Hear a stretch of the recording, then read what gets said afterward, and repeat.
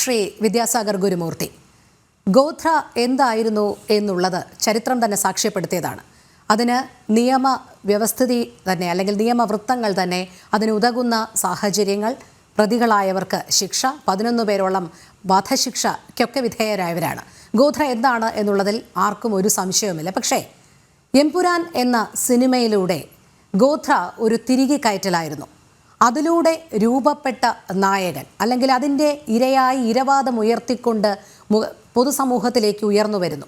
അവിടെ വില്ലൻ പരിവേഷം മുഴുവൻ ഹിന്ദുത്വം അല്ലെങ്കിൽ ഹിന്ദു നാമധാരികൾ, ഹിന്ദു വേഷധാരികൾ.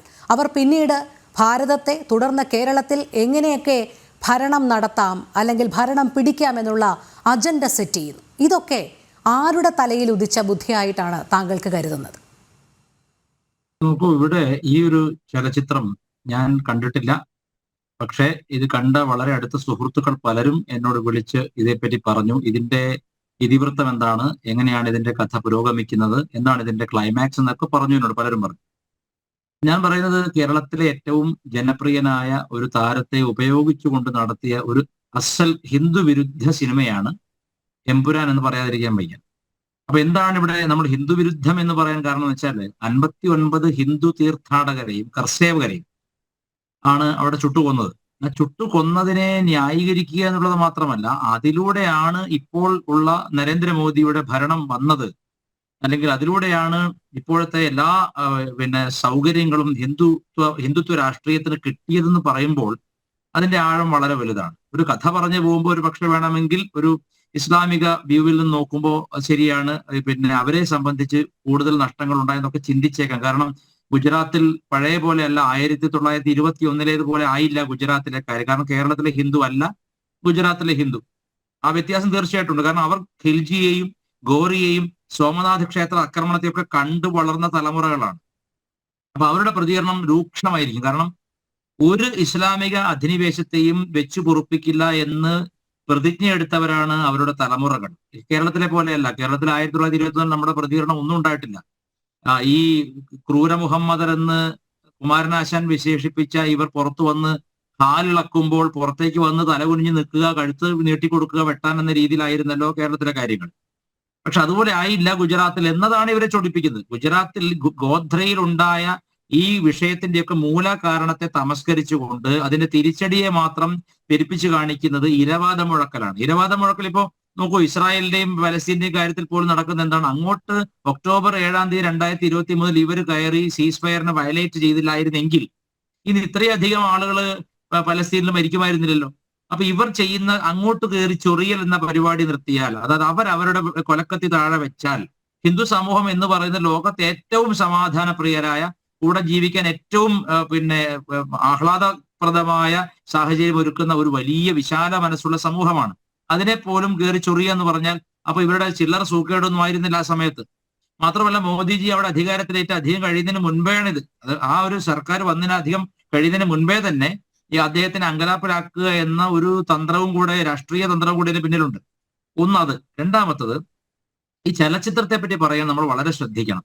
കാരണം ഇത് എടുത്തിരിക്കുന്നത് പൃഥ്വിരാജ് സുകുമാരൻ എന്ന് പറയുന്ന പഴയ അന്തരിച്ച നടൻ സുകുമാരന്റെ മകനാണ്. ഈ സുകുമാരന്റെ മകൻ സത്യത്തിൽ ഇതിൽ ചെയ്തിരിക്കുന്നത് എന്താണെന്ന് ഞാൻ മനസ്സിലാക്കിയത്, മോഹൻലാലിന്റെ യുഗം കഴിഞ്ഞു, ഇനി ആ സ്ഥാനത്തേക്ക് ഒരുപക്ഷെ അതിലും മേലെ സംവിധായകൻ അടക്കമായി ഞാൻ വന്നിരിക്കുന്നത് പൃഥ്വിരാജ് സുകുമാരനാണ്. മോഹൻലാലിന്റെ അഭിനയ കരിയറിന്റെ ഒടുക്കമായിട്ടാണ് ഈ സിനിമ ഇവർ തന്നെ സൃഷ്ടിച്ചു വെച്ചിരിക്കുന്നത്. കാരണം ആ വലിയ സിനിമയിൽ ആകെ 5 or 6 ഡയലോഗ് മാത്രമാണ് ഈ മഹാനടന് കൊടുത്തിരിക്കുന്നതെന്നാണ് ഞാൻ മനസ്സിലാക്കിയത്. പക്ഷെ ഇദ്ദേഹത്തെ വെച്ച് പ്രൊമോഷൻ ചെയ്യുമ്പോൾ ഉണ്ടാകുന്ന ജനങ്ങളുടെ തള്ളിക്കയറ്റം, ടിക്കറ്റിന്റെ ചിലവാകൽ എല്ലാം മുൻകൂട്ടി കണ്ടൊരു നല്ല സാമർഥ്യമുള്ള ബിസിനസ്സുകാരൻ തന്നെയാണ് പൃഥ്വിരാജ് സുകുമാരൻ. പക്ഷെ പൃഥ്വിരാജ് സുകുമാരൻ മറന്നു പോകുന്ന ഒന്നുണ്ട്. ഇവിടുത്തെ സാധാരണക്കാരനായ ഹിന്ദുവിന് ഇന്നത്തെ കാലത്ത് കൃത്യമായി രാഷ്ട്രീയം അറിയാം. രാഷ്ട്രീയം മാത്രമല്ല, താങ്കളുടെ പൂർവികരോട് എന്താണ് ജിഹാദികൾ ചെയ്തു വെച്ചിട്ടുള്ളതെന്ന കാര്യത്തെപ്പറ്റി നിങ്ങളാരും പറഞ്ഞു പഠിപ്പിക്കേണ്ട കാര്യമില്ല. വളരെ കൃത്യമായി ഓരോ ദിനവും ഹിന്ദുക്കൾ പത്രത്തിലൂടെയും മാധ്യമങ്ങളുടെയും വായിച്ചും കേട്ടും നേരിട്ട് അനുഭവിച്ചും. കാരണം 2002 ഈ ഫെബ്രുവരി 27 ഈ ഗോധയിലെ ഇൻസിഡന്റ് ഉണ്ടായത്. 2003 മെയ് 1 എന്താ ചെയ്തത്? കോഴിക്കോട് മാറാട് കടപ്പുറത്ത് വിശ്രമിക്കുകയായിരുന്ന 9 ചെറുപ്പക്കാരെ വെട്ടി നുറുക്കി കൊന്നില്ലേ? അപ്പൊ ഇതൊക്കെ ചെയ്യുന്നത് നമ്മുടെ സമൂഹം ഞെട്ടലോടെ വേദനയോടെ കണ്ടു നിൽക്കുന്നുണ്ട്. അപ്പൊ കൊലക്കത്തി താഴെ വെക്കേണ്ടത് ആരാണ് എന്നൊരു സൂചന അല്ലെങ്കിൽ ഒരു തിരിച്ചടി ഗുജറാത്തിൽ മാത്രം കിട്ടിയതിന്റെ വേദന പതിറ്റാണ്ടുകൾ കഴിഞ്ഞിട്ട് മാറാതെ അതിനെപ്പറ്റി ഇടതുപക്ഷ ബുദ്ധിജീവികളെ കൊണ്ട്, കോൺഗ്രസിലെ നേതാക്കന്മാരെ കൊണ്ട് നിരന്തരം പറയിപ്പിച്ച് ഹിന്ദു സമൂഹം എന്തോ വലിയ അക്രമികളാണ്. അത് അങ്ങനെയാണ് രാഹുൽ ഗാന്ധി ഒരിക്കല് വിക്കിലീക്സ്, ജൂലിയൻ അസൈഞ്ചിന്റെ വിക്കിലീക്സിൽ രാഹുൽ ഗാന്ധിയുടെ ഒരു പ്രസ്താവനയുണ്ട്. അദ്ദേഹം പറയുകയാണ്, ഇസ്ലാമിക് ടെററിസം അല്ല സത്യത്തിൽ ഭാരതത്തെ ബാധിക്കുന്ന പ്രശ്നം, അത് ഹിന്ദു ടെറർ ആണെന്ന്. അപ്പൊ ഹിന്ദു ടെറർ എന്നൊരു പദം പോലും സൃഷ്ടിച്ചത് ഈ രാഹുൽ ഗാന്ധിയാണ്. അങ്ങനെ ഹിന്ദുക്കളെ ജിഹാദികൾക്ക് സമമായോ അല്ലെങ്കിൽ ജിഹാദികളെക്കാൾ മോശമായോ ചിത്രീകരിക്കാൻ വേണ്ടി വെമ്പുന്ന ഒരു രാഷ്ട്രീയ പാർട്ടി ഭാരതത്തിലുണ്ട്, അത് കോൺഗ്രസ് ആണ്.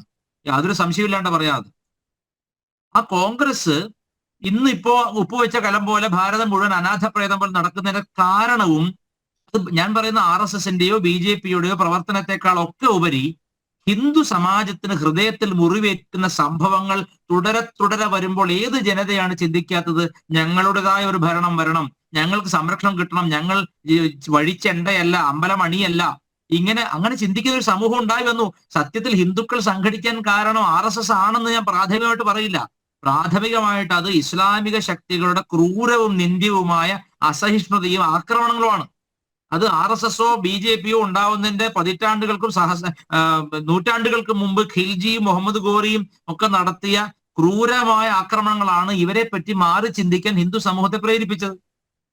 അപ്പൊ ആ താഴെകളൊന്നും പറയാതെ കണ്ട് ഗുജറാത്ത് കലാപത്തെ ഉയർത്തി കാണിക്കുന്നതിന്റെ കാരണം ഹിന്ദു ടെററിസം ഒരു യാഥാർത്ഥ്യമാണെന്നും RSS ഒരു ഹിന്ദു ടെററിസ്റ്റ് ഔട്ട്ഫിറ്റ് ആണെന്നും BJP ഇപ്പോൾ അധികാരത്തിൽ വന്നിരിക്കുന്നത് ഹിന്ദു ടെറർ എൻകാഷ് ചെയ്തിട്ടാണെന്നും ആളുകളെ തെറ്റിദ്ധരിപ്പിക്കാൻ വേണ്ടിയിട്ട് സമർത്ഥമായി ജിഹാദി ഫണ്ടിങ്ങോടുകൂടി എടുത്ത ഒരു ചിത്രമാണിത്. എന്റെ മറ്റൊരു വിഷയം പറയാം. മോഹൻലാൽ എന്ന് പറഞ്ഞ നടൻ ഒരു 15-20 വർഷമായിട്ട് അഭിനയം മറന്നയാളാണ്. അത് യാതൊരു സംശയവും. നിങ്ങൾ അയാളുടെ ഒരു 20 വർഷത്തിന് ശേഷം, അതായത് 1999 ശേഷം 2000 ആണ്ട് പിറന്നതിന് ശേഷം അയാളുടെ മുഖത്ത് കാര്യമായ മാറ്റം, പ്രായത്തിന്റെ മാത്രമല്ല, അയാൾക്ക് അഭിനയം എന്നതും മറന്നുപോയിരിക്കുന്നു.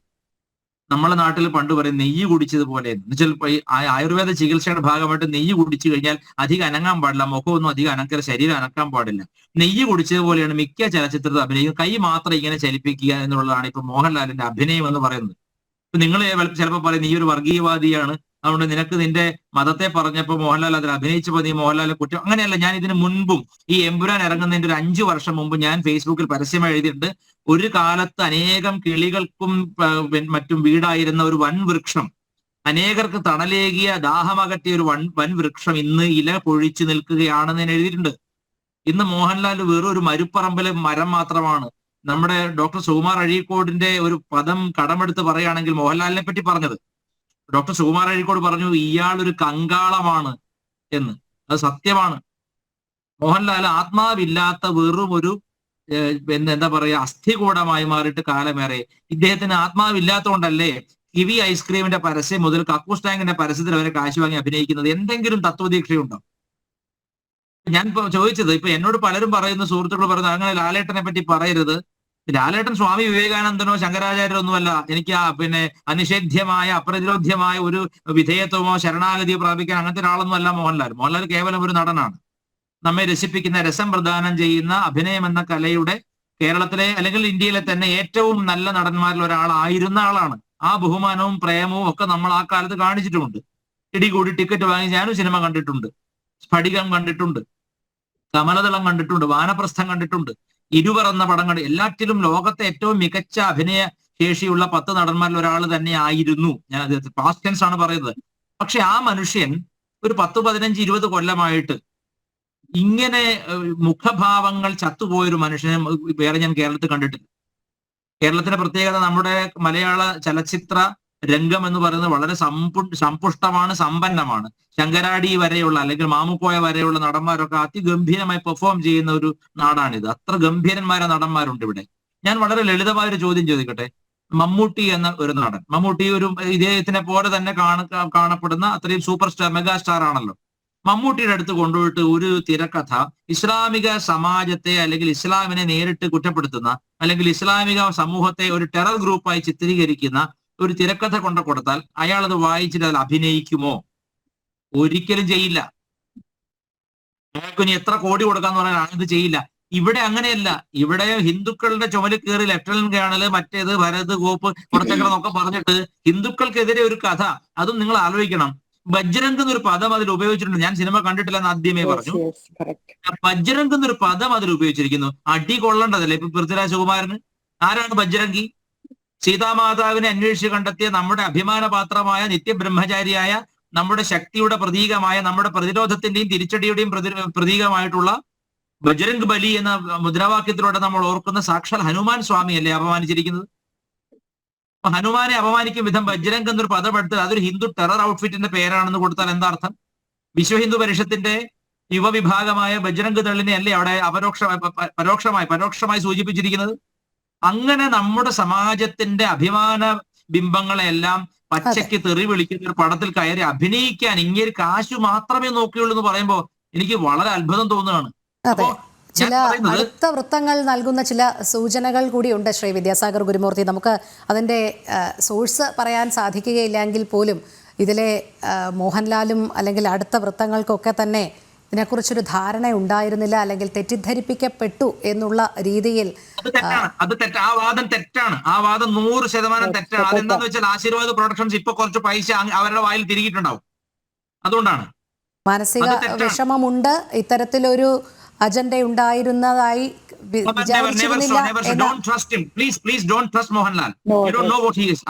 അയാളുടെ ഞാൻ പറയട്ടെ ഒരു സെക്കൻഡ്. ആശീർവാദ് സിനിമാസ് ആണല്ലോ ഇതിൽ പണം മുടക്കുന്ന മേജർ ഷെയർ എടുക്കുന്നത്. അത് ആരുടേതാണ്? അത് മോഹൻലാലിൻ്റെതാണ്, അല്ലെങ്കിൽ മോഹൻലാലിന്റെ ബൂസം ഫ്രണ്ട് ആയിട്ടുള്ള പിന്നെ ആന്റണി പെരുമ്പാവൂരിൻ്റെതാണ്. അയാള് ഈ മോഹൻലാലിനെ വെച്ചിട്ട് ഇങ്ങനെ ഒരു കെണിയിൽ കൊണ്ടപ്പെടുത്തും നിങ്ങൾക്ക് തോന്നുന്നുണ്ടോ? അല്ലെങ്കിൽ ഒരു പർട്ടിക്കുലർ ക്യാരക്ടറിന്റെ എല്ലാ വശങ്ങളും പഠിക്കാതെ അഭിനയിക്കുന്ന ഒരു മണ്ടനാണോ ഇദ്ദേഹം? അല്ലെങ്കിൽ ഒരു തിരക്കഥ ഇവർ പറയുന്ന ഒരു ന്യായം എന്ന് പറഞ്ഞാല് പടം ഏകദേശം ഹിന്ദുക്കളെ വല്ലാതെ നോവിക്കുന്നതാണെന്ന്, അല്ലെങ്കിൽ ഞാൻ ചോദിക്കട്ടെ, നമ്മുടെ ആഭ്യന്തരമന്ത്രി അമിത്ഷാ ആണ് ഈ കണ്ട ക്രൂരതയൊക്കെ ചെയ്യുന്നെന്ന് പറഞ്ഞാൽ അത് കൃത്യമായ ടെറർ ഫണ്ടിങ്ങിൽ ഉണ്ടായ പടമല്ലേ? ആർക്കാണ് അമിത്ഷായോട് ഇത്രയധികം ദേഷ്യമുള്ളത്? ഇവിടുത്തെ പോപ്പുലർ ഫ്രണ്ടുകാരനാണ്. ഇവിടുത്തെ ഇന്ത്യൻ ഹമാസ് ആയിട്ടുള്ള പോപ്പുലർ ഫ്രണ്ടിനാണ് അമിത്ഷായോട് ഇത്രയും ദേഷ്യമുള്ളത്. അവരുടെ ദേഷ്യം രണ്ട് കാര്യത്തിലാണ്. അവരുടെ മാതൃരാഷ്ട്രമായ പാകിസ്ഥാന്റെ ഭാഗമാണെന്ന് അവർ ക്ലെയിം ചെയ്യുന്ന കശ്മീരിനെ സ്വതന്ത്രമാക്കിയത്, അല്ലെങ്കിൽ 370 റിപ്പീൽ ചെയ്ത് കളഞ്ഞതിന്റെ ദേഷ്യമാണത്. കശ്മീരിലെ സ്ത്രീകൾ തലമറയ്ക്കാതെ നടക്കുന്നതിന്റെ വിഷമമാണത്. കശ്മീരിൽ എന്നും ബോംബ് പൊട്ടാത്തതിന്റെ വിഷമമാണത്. കശ്മീരിൽ നമ്മുടെ സൈന്യത്തിന് നേരെ കല്ലേറ് നടക്കാത്തതിന്റെ രോഷമാണത്. അപ്പൊ ഇത് ടെറർ ഫണ്ടിങ്ങിന് ഇറങ്ങിയ പടമാണെന്ന് കാണാൻ ഇയാൾക്ക് അറിഞ്ഞൂടെ? അത്ര ബോധമില്ലേ? അങ്ങനെ ഒരാൾ എങ്ങനെയാ ലെഫ്റ്റനന്റ് കേണലായിട്ട് തുടരുക? അത് അപമാനമല്ലേ നമ്മുടെ സൈന്യത്തിന്? നമ്മുടെ ആഭ്യന്തരമന്ത്രിയെ, നമ്മുടെ രാജ്യത്തിന്റെ ആഭ്യന്തരമന്ത്രിയെ പരസ്യമായി തെറി വിളിക്കുന്ന ഒരു പടത്തിൽ പോയിട്ട് തലവെച്ച് കൊടുത്തിട്ട് അയ്യോ ഞാനെന്ന് പറഞ്ഞില്ലേ രാമനാരായണ, അങ്ങനെയാണെങ്കിൽ പരസ്യമായി ഈ പണം വാങ്ങിയ പണം തിരിച്ചു കൊടുത്തിട്ട് ഹിന്ദു സമാജത്തോട് മാപ്പ് പറയട്ടെ. അപ്പൊ ഇതൊക്കെ ന്യായീകരണ തൊഴിലാളികൾ ഇറങ്ങിയിരിക്കുകയാണ്. കാരണം അയാളുടെ കൂടെ നിന്നിട്ടൊരു ഫോട്ടോ എടുക്കാൻ വേണ്ടി കൊതിച്ചോടുന്ന വിഡ്ഢികളായ ചെറുപ്പക്കാരുണ്ട് ഇവിടെ. അവരുടെ വിഷമമാണത്. അവരെന്താ ചെയ്യുന്ന വെച്ചാൽ അവർ ഇതിനകത്ത് കയറിയിട്ട് പറയും സിനിമയായി കണ്ടാൽ പോരെ. സിനിമയായി കണ്ടാൽ മതിയെങ്കിൽ ഇവരെന്താ കശ്മീർ ഫയൽസിനെ അങ്ങനെ കാണാത്തത്? എന്തെല്ലാം തെറി വിളിച്ചു നമ്മുടെ പ്രധാനമന്ത്രിയെ വിളിച്ചില്ലേ, നമ്മുടെ ആഭ്യന്തരമന്ത്രിയെ വിളിച്ചില്ലേ? കശ്മീരി ഫയൽസ് ഇറങ്ങിയപ്പോൾ എന്താ ഇവിടുത്തെ ഇടതുപക്ഷത്തിന്റെ പ്രതികരണം എന്തായിരുന്നു? ഇവിടുത്തെ ജിഹാദികളുടെ പ്രതികരണം എന്തായിരുന്നു? പോട്ടെ, കേരള സ്റ്റോറി ജിഹാദികളുടെ മതം മാറ്റ ലവ് ജിഹാദിനെ പറ്റിയിട്ട് ഒരു മൂവി ഇറങ്ങിയപ്പോൾ ഇവിടെ എന്തൊക്കെയായിരുന്നു സെൻസറിങ് നടന്നത്? Social censoring. അപ്പൊ നമ്മൾ ആരെങ്കിലും പറഞ്ഞോ സിനിമയെ കണ്ടാൽ മതി എന്ന് പറഞ്ഞോ? ഇല്ലല്ലോ. അപ്പൊ ഹിന്ദുക്കൾക്കെതിരെ വരുമ്പോൾ സിനിമയെ കണ്ടാൽ മതി എന്ന് പറയുന്നവർ ഈ പറഞ്ഞ അച്ചാരം പറ്റുന്നവരാണ്. അല്ലാത്തപ്പോൾ പിന്നെ യാതൊരു മടിയുമില്ല. ഇവരുടെ ഈ ആശീർവാദിന്റെയോ അല്ലെങ്കിൽ അതുപോലെയുള്ള പ്രൊഡക്ഷൻ കമ്പനികളുടെയോ കയ്യിൽ നിന്ന് ലാലേട്ടനെ പറയല്ലേ എന്ന് പറഞ്ഞ് കാശ് വായിൽ തിരുകുന്ന ചിലർ കുരയ്ക്കുന്നതാണ്. ലാലേട്ടൻ തിരക്കഥ കണ്ടില്ല, തിരക്കഥ കാണാതെ സിനിമയിൽ അഭിനയിക്കുന്ന നടന്ന അവാർഡ് കൂടി അദ്ദേഹത്തിന് കിട്ടണം. ഇനി തിരക്കഥ വായിക്കാതെ സിനിമയിലെ കഥയറിയാതെ ആട്ടം കാണുക എന്ന് പറഞ്ഞതിനേക്കാൾ കഷ്ടമാണ് കഥ അറിയാതെ ആടുക എന്നുള്ളത്. നമ്മൾ ആട്ടം കാണുന്നല്ലേ ഉള്ളൂ. അപ്പം അതൊക്കെ വെറും പൊള്ള വർത്തമാനമാണ്. ഈ മോഹൻലാൽ എന്ന് പറഞ്ഞ വ്യക്തിക്ക് ആരോടും യാതൊരു കൂറും സ്നേഹവും ഇല്ലാത്ത വ്യക്തിയാണ്. അദ്ദേഹത്തിന് കൂറുള്ളത് നോട്ടിലെ ഗാന്ധിയോട് മാത്രമാണെന്നാണ് ഞാൻ ഈ പറഞ്ഞ അടുത്ത വൃത്തങ്ങൾ അറിഞ്ഞത്. നിങ്ങൾ ഒരു അടുത്ത വൃത്തം പറഞ്ഞല്ലോ. എനിക്ക് ഇത്രയേ ഉള്ളൂ. എനിക്ക് മോഹൻലാൽ കാശുണ്ടാക്കുന്നതിലോ പിന്നെ സീരിയൽ അഭിനയിക്കുന്നതിലോ അല്ലെങ്കിൽ പരസ്യത്തിൽ അഭിനയിക്കുന്നതിലോ എനിക്ക് വിഷയമില്ല. എന്റെ വിഷയം എന്റെ രാജ്യത്തെ പോപ്പുലർ ഫ്രണ്ടിന്റെ നിരോധനത്തെ തുടർന്ന് എന്റെ രാജ്യത്തെ അപമാനിച്ചാൽ, എന്റെ ഹിന്ദു ധർമ്മത്തെ അപമാനിച്ചാൽ അലറി വിളിച്ച് വെന്തു മരിച്ച ശ്രീരാമ ഭക്തരെ അപമാനിച്ചാൽ ഒരു കാരണവശാലും അത് കേട്ടോണ്ടിരിക്കുകയില്ല. അത് മോഹൻലാൽ അല്ല, ഇനി സാക്ഷാൽ ദേവേന്ദ്രൻ പറഞ്ഞാൽ അയാളുടെ തന്തയ്ക്ക് ഞങ്ങൾ വിളിക്കും. അതാണ് നമുക്ക് എന്താണെന്നറിയോ, ഹിന്ദു പോളിറ്റി എന്ന് പറഞ്ഞാൽ എന്താണ് നിങ്ങൾക്കറിയാമോ? മോദിജിയുടെ ആരാധകരാണ് നമ്മളിപ്പോൾ. ഇതേ മോദിജി നാളെ ഹിന്ദു വിരുദ്ധമായോ അല്ലെങ്കിൽ ഇന്ത്യ വിരുദ്ധമായോ പറഞ്ഞാൽ നമ്മൾ നേരെ തിരിയും. അതായത് ഈ RSS എന്ന് വിളിക്കുന്ന ഒരു പർട്ടിക്കുലർ പോളിറ്റി എന്താണെന്നറിയാമോ? രാഷ്ട്രബോധം മാത്രം കൊണ്ട് നടക്കുന്ന, അതായത് രാഷ്ട്രബോധം ചെലുത്തപ്പെട്ടവരാണ്. അവർക്ക് അതിനപ്പുറത്തേക്ക് എന്തെങ്കിലും മാറിയാൽ അവർ തിരിയും. അല്ലാതെ ഈ കമ്മ്യൂണിസ്റ്റ് പാർട്ടി ഈ കഞ്ചാവ് കൊടുത്ത് വളർത്തുന്ന പേപ്പട്ടികളെ പോലെ അല്ല ഇത്. അങ്ങനത്തെ ഒരു പോളിറ്റി അല്ല ഇത്.